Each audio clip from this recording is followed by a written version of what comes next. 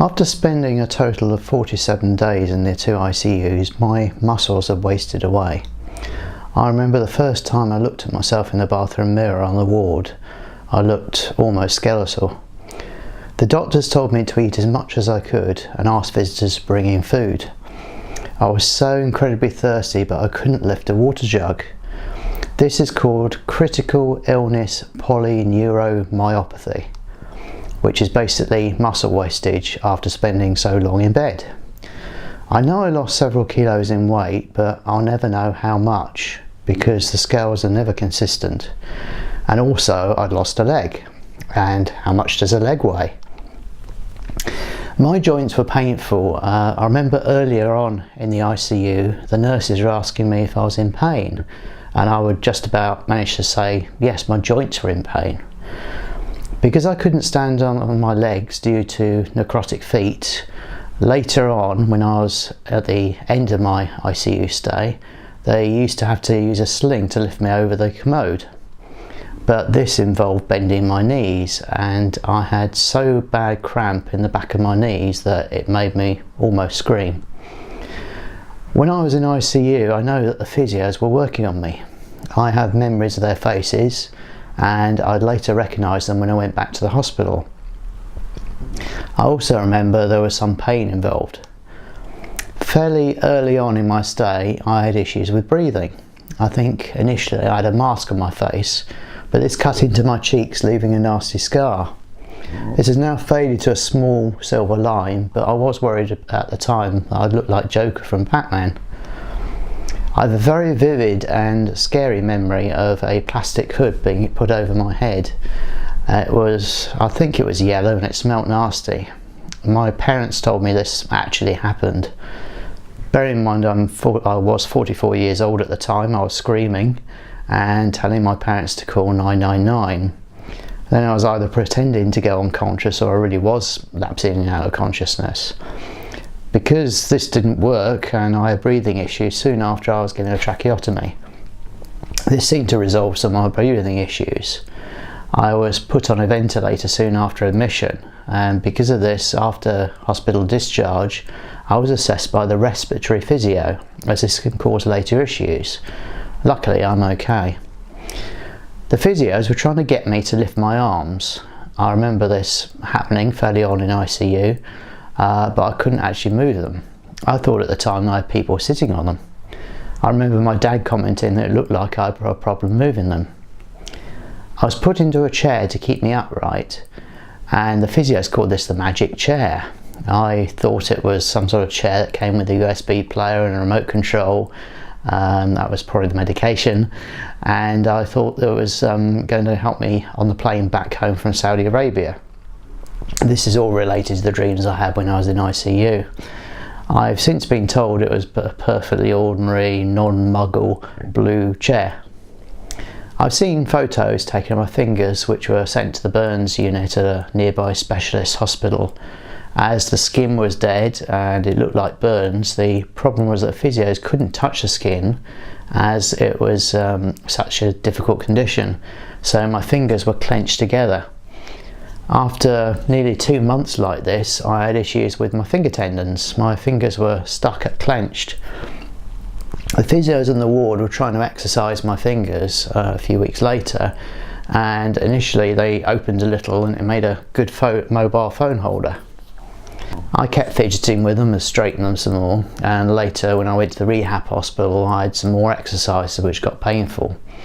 And even later than that I was referred on to another hospital and I had to wear splints at night time to keep them in a static position.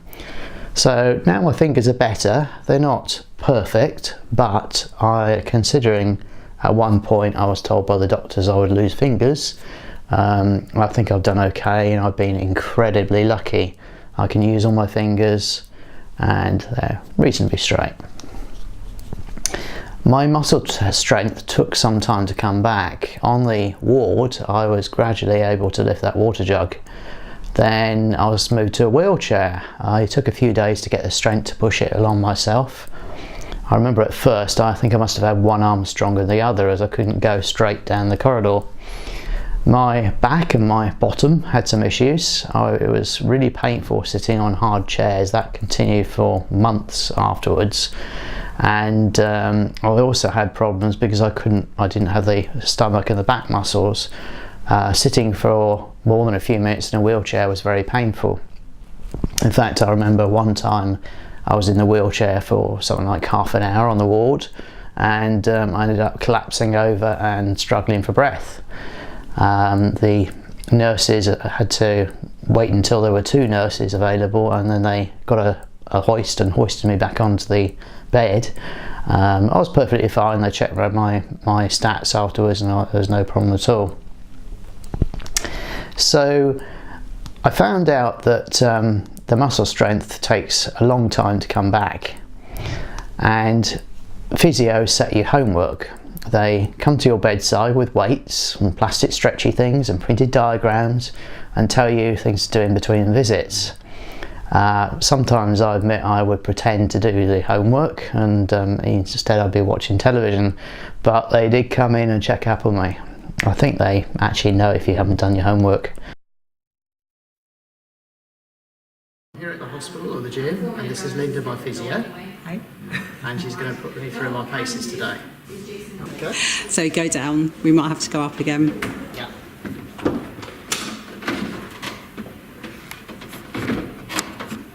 Plenty of exercise today. You've had a lot of exercise today, well done. Okay. But it shows because going up and down the stairs looks easier. It's much easier. Yeah. One hand and kind of weight bearing a lot yourself. And 2 hands. How much difference the insert on the left makes. Yeah.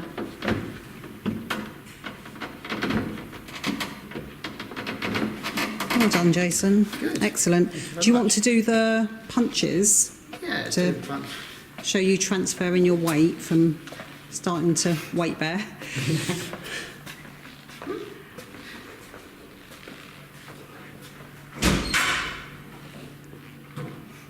So remember, so use the wall. Yep.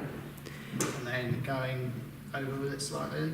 Yeah, try and get a punch to the side so that you're starting to just weight bear on one leg. Okay, so we kind of at your trunk, want you to come forward a little bit if you can. Okay, punch forward, so you're bending the trunk forward as much as you feel safe. Yeah, I've got it better now, so my balance is a bit better on the bottom just now. Yeah.